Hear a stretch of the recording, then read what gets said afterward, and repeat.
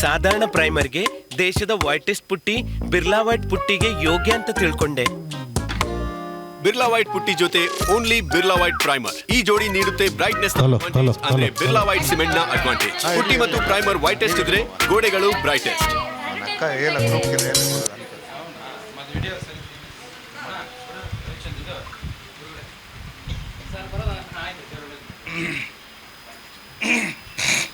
Madam ಒಂದು ನಿಮಿಷ ಅದೆರಡು ಮಾತಾಡ್ತಾರೆ.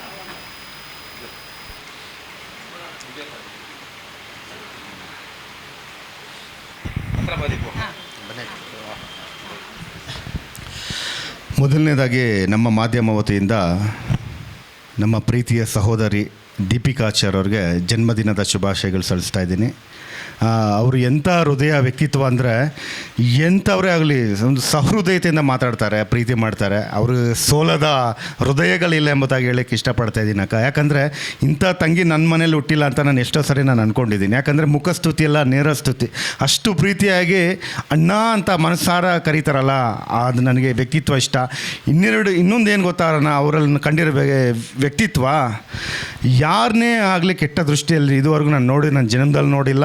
ಇಷ್ಟು ವರ್ಷ ಆಯಿತು ನಾನು ನೋಡಿಲ್ಲ. ಅಂಥ ವ್ಯಕ್ತಿತ್ವ ಪ್ರತಿಯೊಬ್ಬರೂ ಒಂದು ಅಣ್ಣ ತಮ್ಮನ ರೀತಿ ಕಾಣ್ತಾರೆ. ಅಂಥ ಹೃದಯ ಅವ್ರದ್ದು.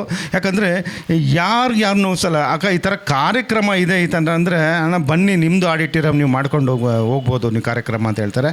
ಅಕ್ಕ ನಿಮ್ಮ ಹೃದಯಕ್ಕೆ, ನಿಮ್ಮ ವ್ಯಕ್ತಿತ್ವ ಗುಣಕ್ಕೆ ಶ್ಲಾಘನೀಯ, ಖಂಡಿತ ಶ್ಲಾಘಿಸ್ತಾ ಇದ್ದೀನಿ ಅಕ್ಕ. ಎರಡನೇದಾಗಿ ನಮ್ಮ ಮಾವ ಅವ್ರ ಬಗ್ಗೆ ಮಾತಾಡಬೇಕು, ಲಚ್ಚೀರವ್ರಿಗೆ.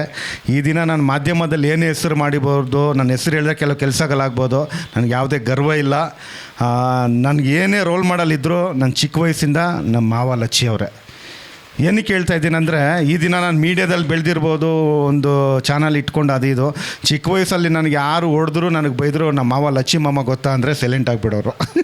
ನಮ್ಮ ಏರಿಯಾದಲ್ಲಿ ಅಷ್ಟೊಂದು ಇದು ನಮ್ಮ ಮಾವ ಅಂದರೆ ನನಗೆ ಈಗಲೂ ಅದೇ ಪ್ರೀತಿ, ಅದೇ ಇದು ನನಗೆ. ಯಾಕಂದರೆ ಅವತ್ತು ನನ್ನನ್ನು ಯಾವತ್ತೂ ಅವ್ರು ಬಿಟ್ಕೊಡಲ್ಲ, ನಾನು ನಮ್ಮ ಮಾವನ ಬಿಟ್ಕೊಡೋದೇ ಇಲ್ಲ ನಾನು. ಯಾಕಂದರೆ ನಮ್ಮ ಸಮುದಾಯದಲ್ಲಿ ಎಂತೆಂಥ ನಾಯಕರು ನನಗೆ ಆಶ್ವಾಸನೆ ಭಾಷಣ ಏನೇನು ಕೊಟ್ಟರು, ನಿನ್ಗೆ ಅದು ಮಾಡ್ತೀನಿ ಇದು ಮಾಡ್ತೀನಿ ಅಂತ ಕೊನೆಗೆ ನನಗೆ ತಳ್ಳಿಬಿಟ್ರು. ನಾನು ತಳ್ಳಿದ್ರು ನಾನು ಸ್ಟ್ರಾಂಗಾಗೇ ಇದ್ದೀನಿ. ಅವ್ರು ಪಾಠ ಕಳಿಸಿದ್ರು ನಾನು ಪಾಠ ಹೇಳ್ತಾ ಇದ್ದೀನಿ. ಇಲ್ಲಿ ಅವರು ನನಗೆ ಪಾಠ ಕಳಿಸಿದ್ರು, ನಾನು ಪಾಠ ಹೇಳ್ತಾ ಇದ್ದೀನಿ.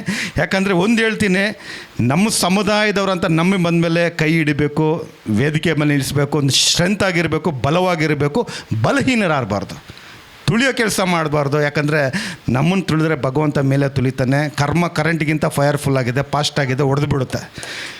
ಕರೆಂಟ್ ಬಿಟ್ಟರು ಕರ್ಮ ಬಿಡೋಲ್ಲ. ಯಾಕಂದರೆ ಈ ಸಿದ್ಧಾಂತ ಅಂಥ ಕರ್ಮ ತುಂಬ ಫಾಸ್ಟ್ ಇದೆ, 5G ನೆಟ್ವರ್ಕ್ಗಿಂತ ಫಾಸ್ಟ್ ಇದೆ. ಹಿಂಗೆ ಇರುತ್ತೆ ನಮ್ಮ ಸಿದ್ಧಾಂತಗಳ ಮಾತುಗಳು. ಮಾವ ನೀವು ಸಿಕ್ಕಿದ್ದು ನನ್ನ ಪುಣ್ಯ ನಮ್ಮ ಜೀವನದಲ್ಲಿ. ಯಾಕೆ ಏನು ಕೇಳ್ತಾ ಇದೆ ಅಂದರೆ, ನಮ್ಮ ತಂದೆ ಇರುವಾಗಲೆಲ್ಲ ತುಂಬ ಲಚ್ಚಿ ಅವ್ರಿಗೆ ತುಂಬ ಪ್ರೀತಿ. ನಮ್ಮ ಮಾವ ಅಂದರೆ ಅಷ್ಟೊಂದು ತುಂಬ ಒಡನಾಟ. ನಮ್ಮ ತಂದೆಗೆ ತುಂಬ ಪ್ರಿಯರವರು ಲಚ್ಚಿ ಅವರಂದರೆ. ಅದೇ ರೀತಿ ನಮ್ಮ ಮಾವ, ಅದೇ ರೀತಿ ನನ್ನ ವಿಶ್ವಾಸ ಪ್ರೀತಿ. ಏನೇ ಕಷ್ಟ ಇದ್ದರೂ ಓಡಿ ಬರ್ತಾರೆ. ಒಂದು ಫೋನ್ ಮಾಡಿದ್ರೆ ಮಚ್ಚ ನಾನು ಇದೀನಿ ಬಾ ಅಂತ ಬರ್ತಾರೆ. ಸಾಕು. ಒಂದು ಹೃದಯಕ್ಕೆ ಆಸ್ತಿ ಅಂತಸ್ತು ಐಶ್ವರ್ಯಕ್ಕಿಂತ ನಾನು ಇದ್ದೀನಿ ಅನ್ನುತ್ತಲ್ಲ, ಆ ಹೃದಯ ಶ್ರೇಷ್ಠವಾದದ್ದು. ಆ ಹೃದಯ ನಾನು ಪಡ್ಕೊಂಡಿದ್ದೀನಿ. ನಾನು ಧನ್ಯ ಧನ್ಯ ಧನ್ಯ. Thank you ma'am. ಥ್ಯಾಂಕ್ಸ್ ಅಕ್ಕ. ಫೋಟೋ ತಗೊಂಡು